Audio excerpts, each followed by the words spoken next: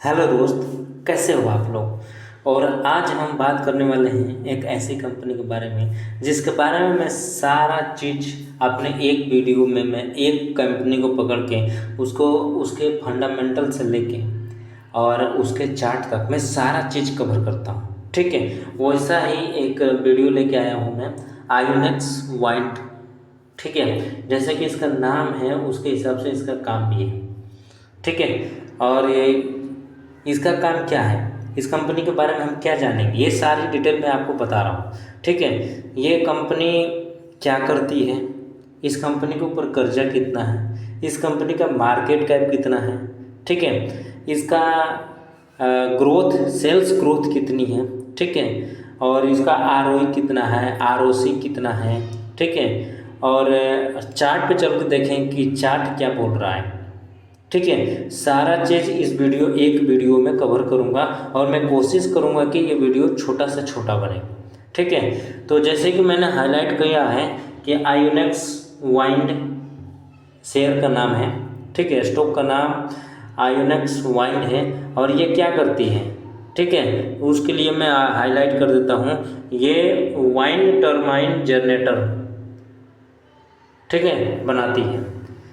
ये wind turbine generator बनाती है और इसका आरएक्शन कराती है, मेंटेनेंस करती है, ऑपरेशन करती है। ठीक है, ये सारा फैसिलिटी ये कंपनी देती है।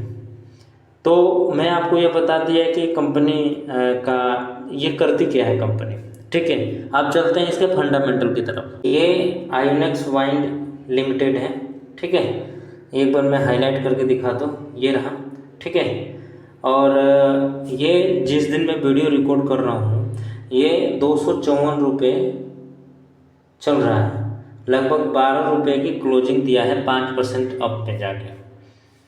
ठीक है, तो एक तो ये आपको मैंने बता दिया। अब अगर मैं आपको बताऊं कि एक साल में ये कितना अप और कितना डाउन गया है, उसको मैं बता देता हूं। अगर डाउन की बात किया जाए तो ये 47 रुपये था एक साल पहले, और हाई की बात किया जाए तो 260 रुपये था। ठीक है, एक साल पहले ये 47 रुपये का था और एक साल बाद ये 260 रुपये है। ठीक है, तो आखिर में ऐसा क्या हुआ कि ये स्टॉक इतना तेज एक साल में भाग गया, लगभग 4 गुने से 5 गुने। ठीक है, लगभग 5 गुना ये स्टॉक भाग गया। ऐसा क्या हुआ।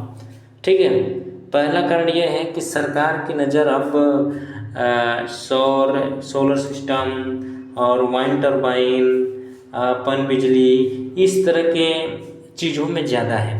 ठीक है, इसी कारण इसको ऑर्डर मिला था और ऑर्डर मिलने के साथ साथ ये ऊपर गया था।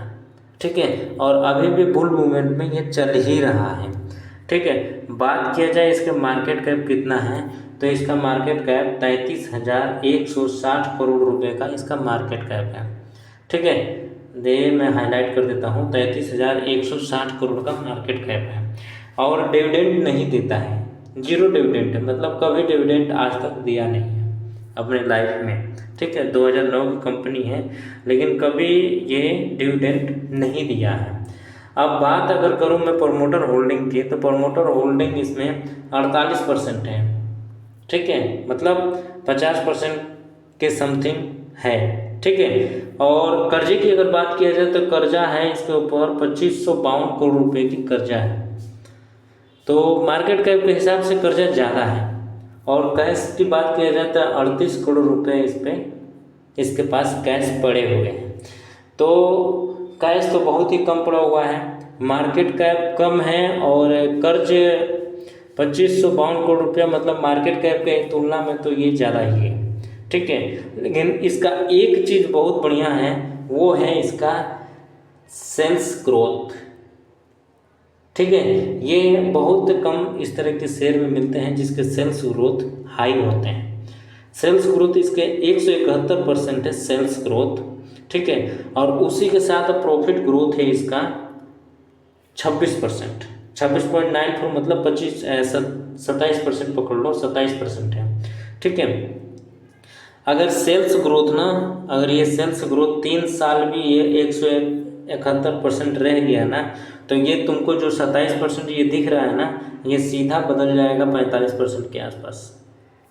ठीक है, अगर 3 साल ये सेल्स ग्रोथ इसका इतना रह गया तो ROE और ROC माइनस में चल रहे हैं। मतलब अगर ROE के देखा जाए तो ये स्टॉक खरीदने के लायक नहीं है। ये देखो ROE 10 का और ROC है 1.93%, माइनस में वो भी। ठीक है, तो मतलब ROE ROC के हिसाब देखा जाए तो ये कंपनी कोई काम की नहीं है। लेकिन सबसे बढ़िया है कि इसकी सेल्स ग्रोथ काफ़ी हाई है, 171% का सेल्स ग्रोथ है, मतलब बहुत हाई है। और प्रॉफिट ग्रोथ भी इसकी 26% है, जो बहुत बड़ी बड़ी कंपनी से काफ़ी हाई है। मेरे कई वीडियो आप देखोगे उसमें मैंने सेल्स ग्रोथ दिखाया है। लास्ट में मैंने ये बोला है कि सेल्स ग्रोथ और प्रॉफिट ग्रोथ तो बहुत ही कम है। मतलब जो कंपनी अपना माल प्रोडक्ट बेच ही नहीं सकती है ज़्यादा, वो कैसे कमाएगी, कैसे ग्रोथ करेगा, इसके ऊपर बताया हूँ। अब चलते हैं चार्ट पे और चार्ट को समझने की कोशिश करते हैं कि चार्ट हमें क्या बोल रहा है। ये आ गए आइनॉक्स वाइन के मंथली चार्ट पे। ठीक है, ये मैं हाईलाइट कर देता हूँ, ये मंथली चार्ट है। ठीक है, और ये जब लिस्टेड हुआ था लगभग 2000, इसका चार्ट अभी दिख रहा है 2015 से लिस्टेड। तो ये जैसे कि उसमें फंडामेंटल हम पढ़ रहे थे तो उसमें लिखा हुआ था कि 2009 से ये लिस्टेड हुआ था। लेकिन चार्ट इसका मैं जहाँ तक देख पा रहा हूँ ट्रेडिंग व्यू के, ये 2015 के आसपास का चार्ट में दिख रहा हूँ, और उस टाइम से लेके अब तक। ठीक है, इसका अब ये हाई बनाना चालू किया है। ये देखो, ये अब हाई चलना चालू हुआ है, ये अब हाई लाइफ टाइम हाई चल रहा है। तो मतलब ये देखने से आपको क्या लगता है? ये देखने से हमें ये लगता है कि इसमें बुलिश मूवमेंट तो है। ठीक है, इसमें बुलिश मूवमेंट तो है। अब इसमें अगर हम स्विंग ट्रेडिंग भी करेंगे तो स्विंग ट्रेडिंग में हमें क्या होगा, हमें टारगेट मिलेंगे, मतलब हमें प्रॉफिट ज़्यादा होगा, स्टॉप लॉस कम से कम हिट होंगे। ठीक है, अगर लाइफ टाइम हाई पे अगर लाइन खींचा जाए, ठीक है, मैं एक बार हॉरिजॉन्टल लाइन डाल देता हूँ। अगर एक लाइन खींचूँ लाइफ टाइम हाई पे, तो ये इसका लाइफ टाइम हाई का लाइन है। ठीक है, और यहाँ पे जब ये क्रॉस किया था तो लगभग 5-6 महीने रुका भी था, ये 116 के आसपास। उसके बाद से यहाँ से जंप किया है तो 253 रुपये अभी फ़िलहाल तो चल रहा है। ठीक है, मोमेंटम खाली बहुत ही बुलिश है, मंथली चार्ट लगा हुआ है तो मोमेंटम बहुत बुलिश है। ठीक है, और अगर इसकी बाइंग की अगर मैं बात करूं तो 116 पे तो मिलेगा नहीं। ठीक है, 116 पे नहीं मिलेगा तो एक और लाइन हम खींचते हैं जहां से हमारी एक बाइंग बनती है। ठीक है, अगर ये कभी नीचे गिरता है और इसके आसपास मिलता है 177 रुपये, मतलब 180 के आसपास अगर ये मिलता है तो हमारी एक बाइंग अच्छी खासी बनेगी। ठीक है, एक बाइंग अच्छी खासी बनेगी इस लाइन के नीचे, मतलब 170 का स्टॉप लॉस रहेगा, 180 की बाइंग रहेगी हमारे ऊपर। हम अपने हिसाब से हम ऊपर लेके जा सकते हैं। 1:2, 1:4, 1:12, इस तरह से हम अपने हिसाब से ऊपर लेके जा सकते हैं, जिसको जितनी नॉलेज है। ठीक है, अब ये मंथली चार्ट रहा। मंथली के चार्ट के साथ साथ अब हम इस पर लगाते हैं डेली चार्ट। ठीक है, यह मैंने लगाया डेली चार्ट, और डेली चार्ट अगर मैं लगाऊं तो देखो जो लाइन मैंने खींचा है वो देख के, इस लाइन के रेंज में ये कितना दिन तक रहा है, इसी लाइन के रेंज में। जबकि मैंने डेली चार्ट देख के नहीं, मंथली चार्ट खींच के देखा था, और ये देखो यहाँ से लेके यहाँ तक ये डेली चार्ट में मूव किया है। ठीक है, और इसमें भी सर्किट भी दिख रहा है कि डाउन साइड में 3-4 दिन सर्किट भी लगा था, उसके बाद से फिर से इसमें अप मोमेंटम आया। तो अगर हम इसमें ट्रेड करते हैं कि चलो ये अपना रेंज तोड़ दिया, जैसे कि यहाँ पे अपना रेंज तोड़ा, ठीक है, यहाँ पे अपना रेंज तोड़ा और फिर यहाँ से ऊपर गया, ठीक है, तो आराम से हम अपनी बाइंग कर सकते हैं, इसमें बाइंग कर सकते हैं। और डेली चार्ट की अगर बात किया जाए, आज का जो कैंडल दिख रहा है वो देखो एकदम छोटा सा रेड कैंडल बनाया हुआ है, कोई बहुत बड़ा नहीं है, छोटा सा रेड कैंडल है।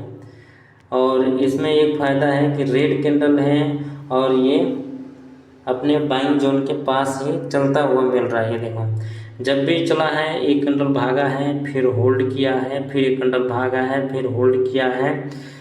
अगर इस तरह से चलता है, अगर पैटर्न आप समझने की कोशिश करते हो तो फिर एक कैंडल हाई बनेगा, फिर रुकेगा, फिर रुकेगा, फिर एक कैंडल हाई बनेगा। ठीक है, तो कई तरह के ट्रेड कर सकते हैं। कोई बोलिंजर बैंड लगा सकता है, कोई ट्रेंड लाइन खींच सकता है, कोई मूविंग एवरेज लगा सकता है। अपनी अपनी ट्रेड करने की क्षमता है। ठीक है, तो मुझे लगता है कि मैं आपको इस आयोनेक्स वाइंड का, ठीक है, सारा के सारा चीज़ें कवर कर दिया हूँ, फंडामेंटल से लेके और चार्ट तक। और मुझे आशा है कि अगर आप अपना पोर्टफोलियो में कोई इस तरह का स्टॉक है या अपना पोर्टफोलियो मुझे स्क्रीनशॉट शेयर करते हो कि ये स्टॉक हमें रखना है कि नहीं रखना है, तो मैं उस पर भी आराम से वीडियो बना के आपको दे सकता हूँ कि आपको आने वाले दिन में आपका पोर्टफोलियो कितना गेन करेगा।